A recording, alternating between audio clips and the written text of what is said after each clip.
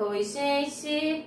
Vamos começar hoje, certo? Com a primeira aula pro primeiro ano, conforme combinado, tá? A gente vai relembrar os conteúdos que a gente já viu, né? Fazer exercício deles e depois começar o conteúdo novo pra gente já ir conhecendo, para quando for pra sala de aula ser mais rápido a nossa, aprendizagem, tirar apenas as dúvidas. Então, o primeiro assunto que a gente viu foram o quê? Foram os modelos atômicos. 4. Dalton, Thomson, Rutherford e Bohr, né? Então, o que a gente viu de Dalton, certo? Maciço e indivisível, tá? Para Dalton, o átomo, né, era uma bola maciça, indivisível, era a menor partícula formadora de matéria. Tanto que a palavra átomo significa indivisível, né? Hoje a gente já sabe, a gente já dividiu ele, mas o nome ficou esse mesmo. Então, como é que era conhecido o modelo atômico de Dalton? Era o de bola de bilhar, né? Maciço, redondo e indivisível, certo? Aí, depois dele, tá, apareceu a energia elétrica. Com o surgimento da energia elétrica, Thomson foi lá e disse, não, pera lá, tá? Não é bem assim. Esse nosso átomo agora passou a ser divisível. Nós temos então agora uma massa positiva, tá? Uma massa positiva e nessa massa, perdido lá no meio, nós temos partículas negativas que já ganharam o nome de elétrons. Então, uma massa positiva, no meio dessa massa, partículazinhas chamadas de elétrons. O modelo ficou conhecido como pudim de passas, certo?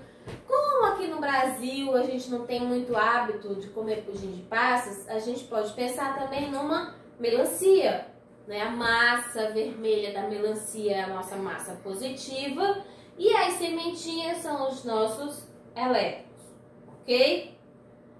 Depois dele, né, depois do Thomson, Rutherford, usando então a radioatividade, criou todo um modelinho que vocês podem ver no livro de vocês, tá? Que ele não é de enfeite, vocês podem e devem consultar o livro, ler os textos que tem um aprofundamento maior dos dados, certo? Então, para Rutherford agora nós temos um átomo completamente diferente. Nós temos agora um núcleo positivo, né? Uma parte densa, pequena, positiva, tá? E em torno desse núcleo positivo, nós vamos ter partículas negativas que a gente já conhece e já chama de elétrons. Então, nós passamos a ter um núcleo e uma camada externa em volta desse núcleo muito grande, né? Mas vazia, apenas com elétrons, partículas negativas em torno desse núcleo, que nós vamos chamar de eletrosfera, tá? O modelo ficou conhecido como modelo de planetário, né? Sol no centro, planetas em torno. Depois de Rutherford, veio quem? Veio Bohr. Bohr não mudou o modelo de Rutherford. Que fique claro, eu continuo tendo um núcleo positivo, porém, esse núcleo agora ganhou partículas neutras, né, que nós vamos chamar de nêutrons. Então, o núcleo agora tem prótons positivo, nêutrons sem carga. Em torno desse núcleo continuam os elétrons. O que Bohr veio fazer? Ele veio explicar como esses elétrons estão em torno desse núcleo, beleza?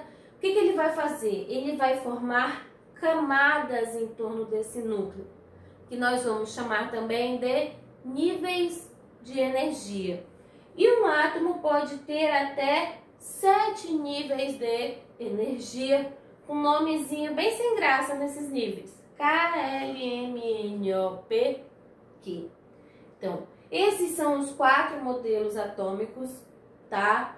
A gente precisa lembrar, né, o princípio de cada um deles, certo? Esse resuminho que eu passei para vocês, já falei para vocês, quando a gente explicou esse assunto, que o aprofundamento, né, dessas teorias está no livro de vocês. Então, abre lá o livro, tá cheio de poeira, dá uma sacolejada e procura lá, modelos atômicos.